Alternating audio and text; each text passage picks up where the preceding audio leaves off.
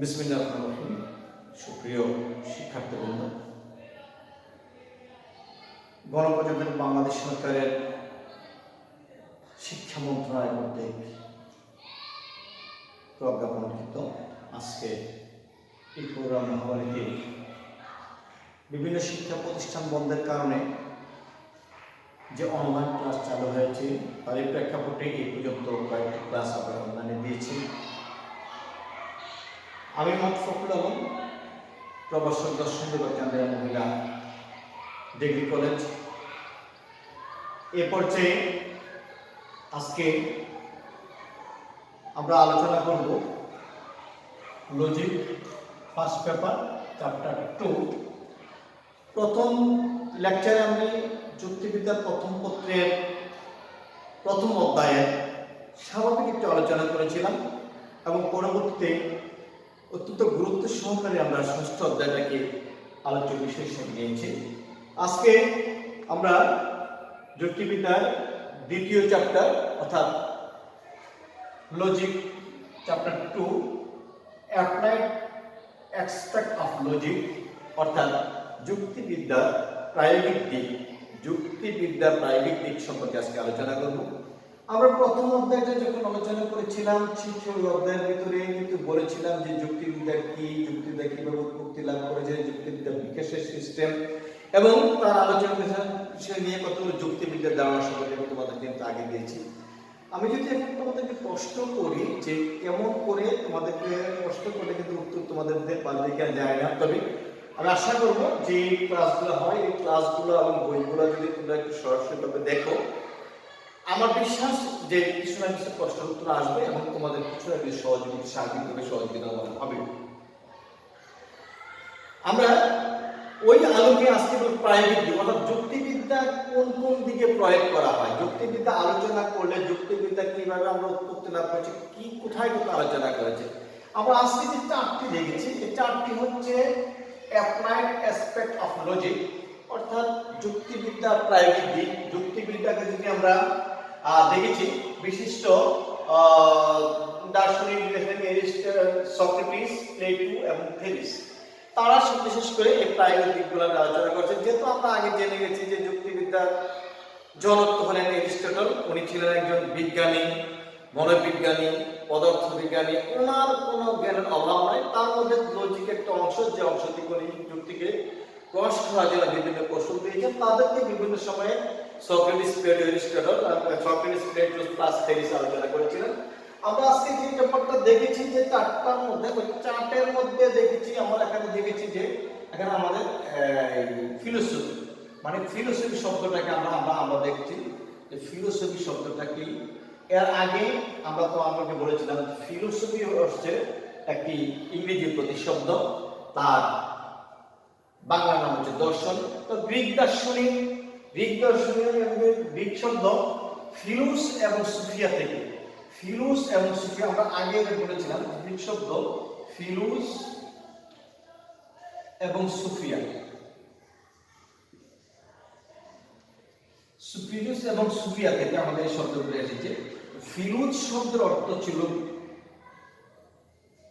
জ্ঞান এবং আর শব্দের অর্থ ছিল অনুরাগ, অর্থাৎ যে বিদ্যা জ্ঞানের প্রতি অনুরাগী, তাকে বলা হয় ফিলোসফি। এটা হলো উৎপত্তিগতভাবে আমরা বলতে পারি ফিলোস শব্দের অর্থ ছিল নলেজ, সুফিয়া শব্দের অর্থ ছিল উইজডম, অর্থাৎ যার প্রতি যে জ্ঞানের প্রতি অনুরাগী, উইজডম অফ নলেজ। এখন আমরা যদি দেখে থাকি যে বিদ্যা জগৎ এবং জীবনের সত্য এবং তার শুভাকাঙ্ক্ষী এবং তার অনুভূত বিষয়গুলো নিয়ে আলোচনা করার চেষ্টা করছে, তার নাম হচ্ছে দর্শন। আর যদি আমরা প্রত্যয় যুগে যদি আমরা জানতে চাই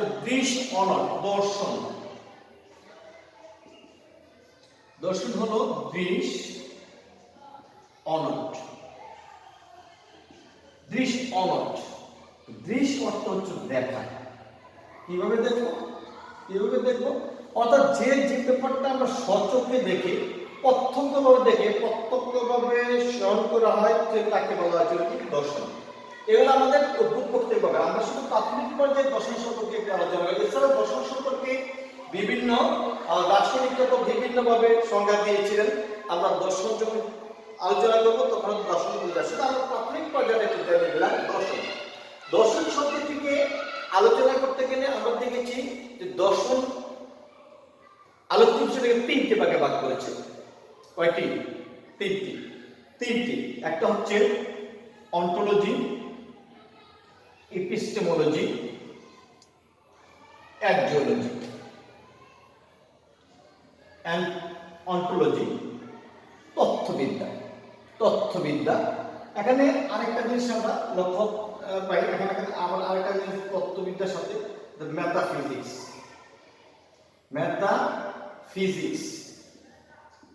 এটা কিন্তু আমরা অন্টোলজি তথ্যবিদ্যা এবং অধিবিদ্যা।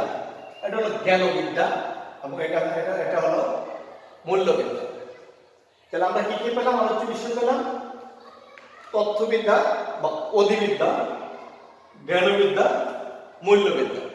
অর্থাৎ দর্শনকে আলোচনা করলে দর্শন থেকে আমরা তিনটা দিয়ে বাক্যে যখন আলোচ্য বিষয়ে ভাগ করা হয়, ওই তিনটা ভাগ থেকে কিন্তু আমরা খুব সহজে উপলব্ধি করতে পারি যে কেমন করে দর্শনটাকে প্রতিষ্ঠিত হয়েছে।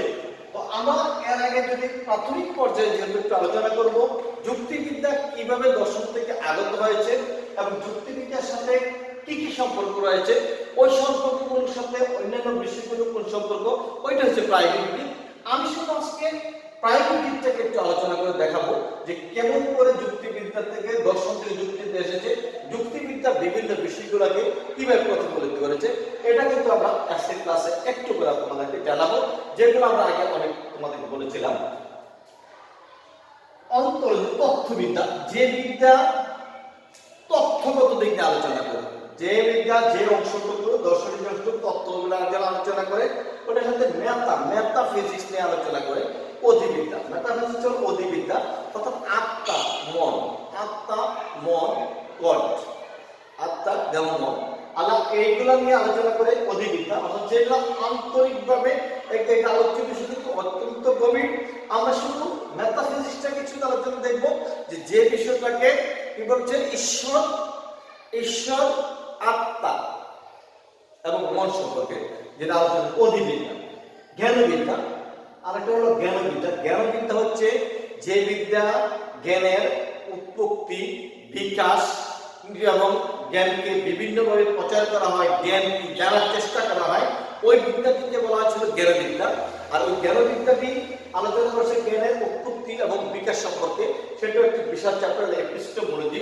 আর এটা হলো মূল্যবিদ্যা, যে বিদ্যার টাকা আমরা যে বিভিন্নভাবে মূল্যায়ন করতে শিখছি কিনা। মূল্য, আমরা অনেকে মনে করি মূল্য মানে প্রাইস, আসলে কিন্তু প্রত্যেকটা ক্ষেত্রে মূল্য কিন্তু আমরা প্রাইস হিসাবে ধরে নিই না। প্রাইস শব্দটাকে বলা হয় মূল্যের বাস্তব কথা, তবে কিন্তু প্রত্যেকটা জিনিসের মধ্যে যদি কিভাবে তাকে মূল্যায়ন করতে হবে তার নাম হচ্ছে মূল্যবিদ্যা। যেমন একটা কথা বলি, একটা লোক শিল্পী মানে গান গাওয়ার শিল্পী, তাকে আমরা কিন্তু মূল্যায়ন করবো শিল্পী হিসাবে, তাকে টাকা দিয়ে মূল্যায়ন করা যাবে না। ওই অধিবিদ্যা এবং জ্ঞানবিদ্যার একটা অংশ হিসাবে মূল্যবিদ্যা, যে প্রত্যেকটা বিষয় কিভাবে মূল্যায়ন করা হয়, প্রত্যেকটা মানুষের মূল্যায়নের দিকটা কি, ওই দিকটা কিন্তু আলোচনা করে মূল্যবিদ্যা। আমরা আজকে বিষয় থেকে যেহেতু আমাদের টার্গেট হচ্ছে আমরা লজিকের দিকে প্রবেশ করবো, আমরা দেখেছি যে মূল্যবিদ্যাটা নিয়ে আমরা একটা আলোচনা করি। মূল্যবিদ্যাটাকে আপনি তিনটি ভাগে ভাগ করেছেন। এখানে তিনটি ভাগে, একটা হলো ইথিক্স, লজিক এবং এথেটিক্স। ইথিক্স, লজিক এবং এথেটিক্স।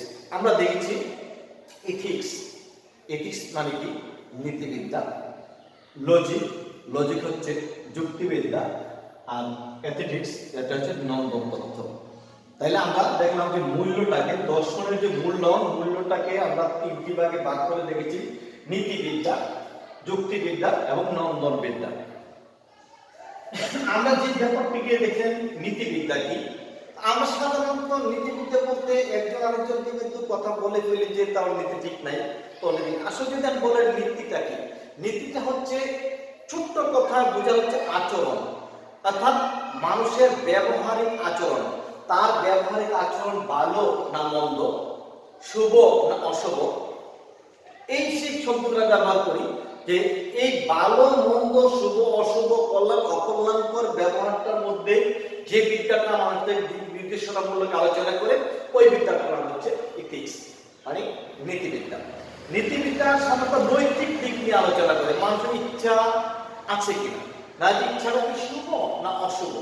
আমরা মানুষ কিন্তু অনেকে প্রশ্ন করে যে মানুষ কিন্তু ভালো, আবার আমাদেরকে বলে মানুষ কিন্তু ভালো না।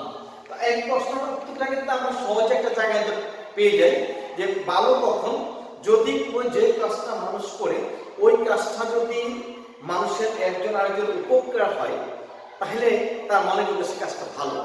আবার ওই কাজটা যদি আরেকজনের ক্ষতি করে তার মানে কিন্তু এখন কিন্তু বলা হয় সে কিন্তু ভালো না, কাজটা কিন্তু কি মন্দ। এই যে ভালো মন্দ নীতি অনৈতিক নিয়ে যে বিষয়টা আলোচনা করি কল্যাণ অকল্যাণ, তার নাম হচ্ছে নীতিবিদ্যা। আমরা যখন নীতিবিদ্যা, কিন্তু আবার আরেকটি বিষয় আছে, দর্শনের একটি বিশাল শাখা হচ্ছে নীতিবিদ্যা, যে এই বিশাল শাখাটির একটা বিষয় দর্শন দ্বিতীয় পত্রটা শুধু নীতিবিদ্যা। তার নৈতিকতা কি, নৈতিকের দিক থেকে মানুষের আচরণ কিভাবে করতে হবে, কিভাবে ন্যায় মন্দ বিচার করতে হবে, ন্যায়টা কতটুকু শুভ নয়টা কতটুকু অশুভ যেভাবে বিচার করতে হবে, সেটা শাস্তি কি হবে, শাস্তিটা নৈতিক শাস্তিটা কি হবে, শাস্তিটা কতটুকু যুক্তিসম্মত, কতটুকু অযুক্তিসম্মত, কতটুকু গ্রহণযোগ্য, কত অগ্রহণযোগ্য, এটা হলো একটা বিশাল একটি বিষয়। তার নাম হচ্ছে কি নীতিবিদ্যা। আমরা এখন আজকে সবচেয়ে বেশি যে বিষয়টি আলোচনা করছি আমাদের যে বিষয়টি সম্পর্কে, সেই বিষয়টির নাম হচ্ছে কিন্তু যুক্তিবিদ্যা। এখন যদি বলা হয় যুক্তিবিদ্যা কিন্তু একাদশ দ্বাদশ শ্রেণীতে পঠিত। আমরা কিন্তু ছোটবেলায় যুক্তিবিদ্যা সম্পর্কে কিন্তু অনেকে জানি না। আমরা যখন ক্লাস 10 পর্যন্ত পড়ি তখন কিন্তু যুক্তিবিদ্যা সম্পর্কে কারোর নলেজ নাই, যেই কারণে যুক্তিবিদ্যাটা সমাজে কিন্তু প্রচার হচ্ছে না। যুক্তিবিদ্যাটা শহরে প্রচার করতে গেলে যদি একাদশ শ্রেণীতে একটু একটু করে যদি তাদের বিধান থাকতো তাহলে কিন্তু আমার যুক্তিবিদ্যাটাকে আগে থেকে আমাদের পূর্বজ্ঞান থাকতো। যুক্তিবিদ্যা শব্দটা সম্পর্কে প্রথম ক্লাসে আমি বিশ্লেষণ করে বলেছিলাম যুক্তিবিদ্যা কি, যুক্তিবিদ্যার দায়িত্ব কি, যুক্তিবিদ্যার নৈতিক ইচ্ছাটা কি।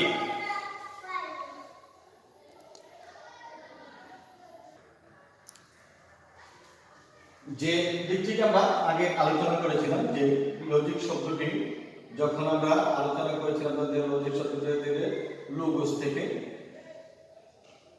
লোগোস শব্দটি এসেছিল লজিকি থেকে,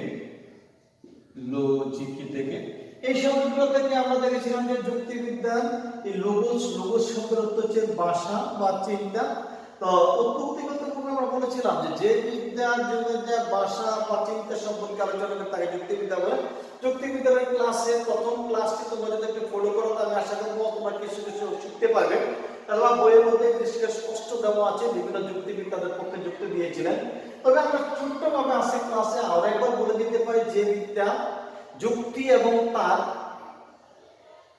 উৎপত্তিগত বিভিন্ন বিষয় নিয়ে আলোচনা করে তাকে যুক্তিবিদ্যা বলে। আবার বলা যায় যে বিদ্যা মিথ্যাকে পরিহার করে সত্যকে অর্জন করে এবং অবৈধকে পরিহার করে বৈধকে অর্জন করার পদ্ধতি শিখে, সেটার নাম হলো যুক্তিবিদ্যা। সুতরাং যুক্তিবিদ্যা শব্দ থেকে আমরা একটা জিনিস দেখেছি যে যুক্তিবিদ্যা আমাদেরকে মিথ্যাকে পরিহার করে সত্য কথা। মানুষ তখন মিথ্যা বলে এবং সত্য বলে। যদি কেউ প্রশ্ন করে যে সত্য কি, তা মানুষ কিন্তু অনেক থমক হয়ে যায়, সত্য কি, এটা প্রশ্ন হইল আসলে না।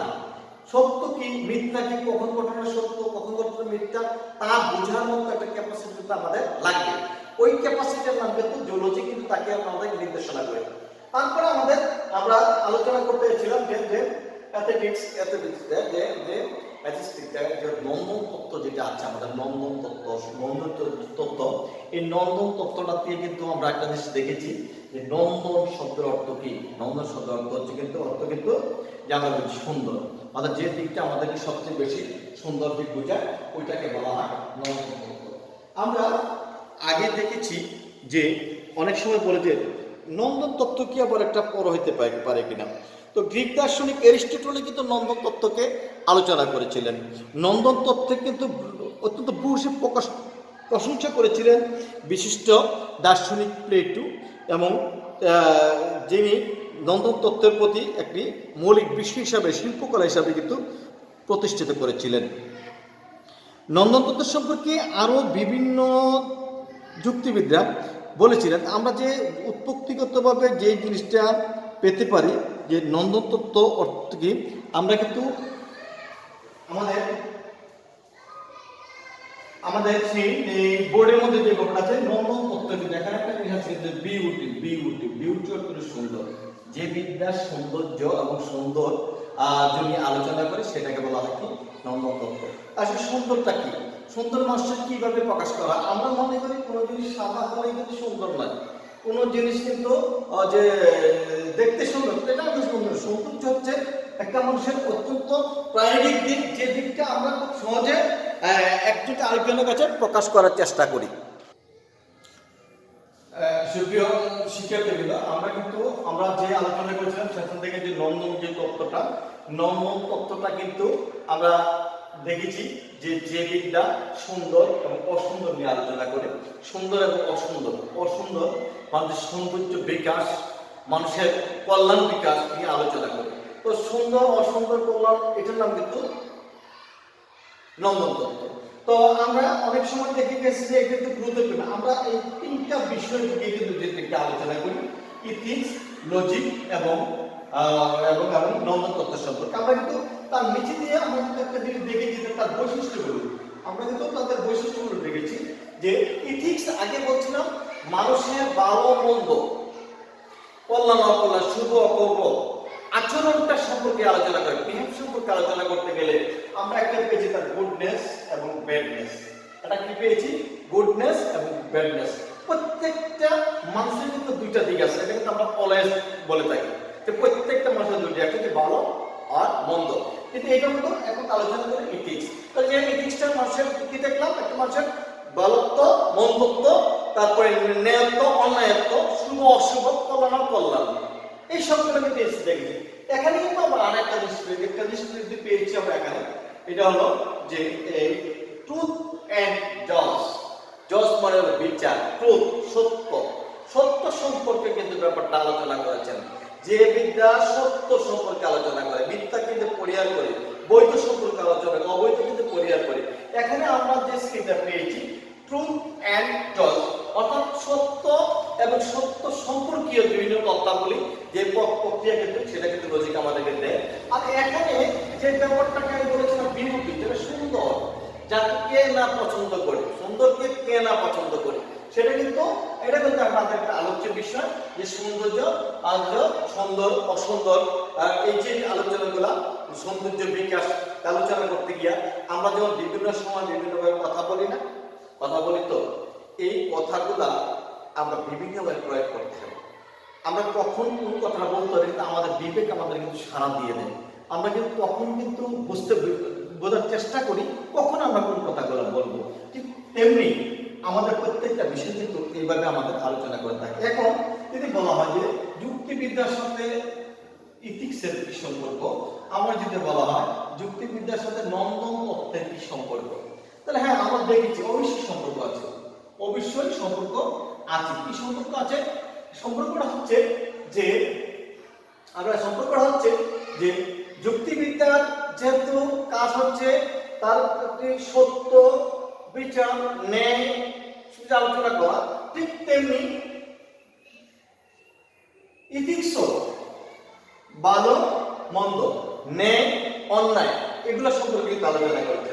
এই জন্য যুক্তিবিদ্যার সাথে তার একটা ভালো সম্পর্ক রয়েছে। ঠিক তেমনি মানুষকে তার জীবনের সৌন্দর্য প্রকাশ করার জন্য, সত্যতা প্রকাশ করতে মানে ভালো মঙ্গল প্রকাশ করতে হলে, ভালো মন্দ প্রকাশ করতে গেলে তার কিন্তু কি করতে হবে?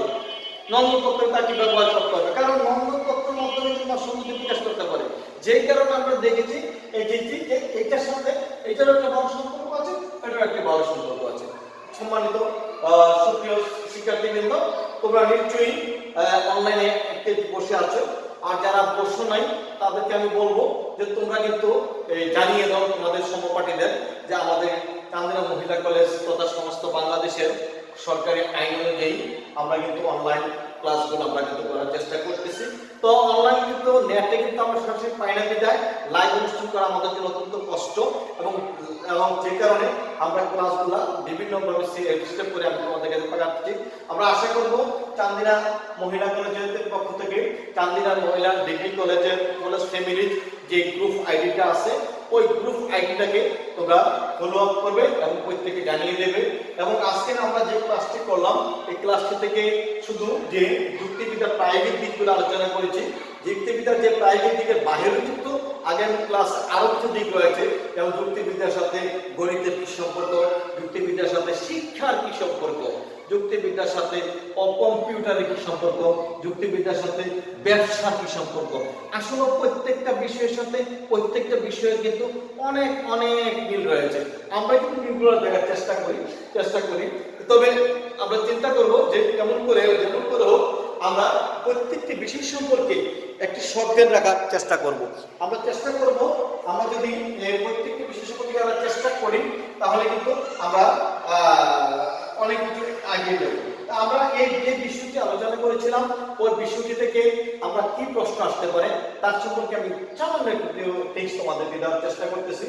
অনেক সময় প্রশ্ন হতে পারে যুক্তিবিদ্যার সাথে দর্শনের সম্পর্ক কি, অথবা দর্শনের যুক্তিতে আলোচ্য বিষয়গুলো কি কি, দর্শনের জনককে আমার বলতে পারে যে ইথিক্স কি, যে নীতিবিদ্যা কি, নীতিবিদ্যার বৈশিষ্ট্যগুলো আলোচনা করো। নীতিবিদ্যার যে কোনো একটি বৈশিষ্ট্য দাও বা দুইটি বৈশিষ্ট্য দাও। আমরা কিন্তু আমাদের স্ক্রিনের মধ্যে দেখিয়েছি যে স্ক্রিনের বৈশিষ্ট্যগুলো কিন্তু হচ্ছে গুডনেস এবং ব্যাডনেস, অর্থাৎ ন্যায় অন্যায় ভালো মন্দ, এগুলো থেকে যে বিষয়টা আসা আয়োজন করে। আমরা দেখেছি লজিক সম্পর্কে, দেখেছি নন্দনতত্ত্ব সম্পর্কে। সুপ্রিয় শিক্ষার্থীবৃন্দ, সর্বোপরি আজকের ক্লাস থেকে তোমরা যতটুকু শিখেছ অথবা শেখানোর চেষ্টা করছো, আমি আশা করব যে প্রত্যেকটি ক্লাস আরো ভালোভাবে দেখার চেষ্টা করবে এবং প্রত্যেকে জানিয়ে দেবে। আমি মোহাম্মদ ফখরুল আলম, আমার একটি রয়েছে, ইউটিউব চ্যানেল রয়েছে এফএ লজিক্যাল টার্মস। আমি আবারও বলছি এফএ লজিক্যাল টার্মস। ইউটিউব চ্যানেলগুলো থেকে তোমরা যেয়ে বলে সাবস্ক্রাইব করতে পারো, কমেন্ট করতে পারো এবং লাইক করতে পারো। আমি আশা করব নিজেরা একটু দেখবে, একটু চেষ্টা করবে, আবার আরেকজনকে জানানোর চেষ্টা করবে। আমরা পরিপূর্ণভাবে করা সম্ভব হয় না, কারণ আমরা ব্যাপারটা অত্যন্ত নতুনভাবে তৈরি করেছি গভর্নমেন্টের একটা সিস্টেমের কারণে, যে কারণে আমরা চেষ্টা করব যে এগুলো থেকে যেন আমরা নিজে কিছু শিখতে পারি।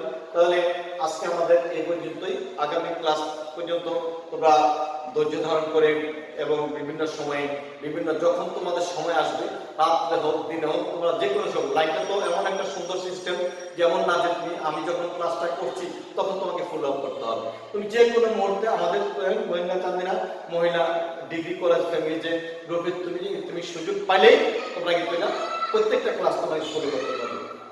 আশা করি তোমরা ক্লাসগুলো ফলো করবে এবং প্রত্যেকটিকে সময় তোমরা আমাদেরকে কমেন্ট করে ফোনে অথবা মেসেঞ্জারে আমাদের কমেন্ট করে তোমাদের অনেকে জানতে পারবো। তোমাদেরকে পরবর্তী সময় পর্যন্ত বর্তমান বাংলাদেশের যে অবস্থান, এই অবস্থানে তোমরা যেন ভালো থাকো, সুস্থ থাকো, এই প্রত্যাশা রেখে আজকের এই ক্লাস শেষ করছি। ধন্যবাদ। আল্লাহ হাফিজ।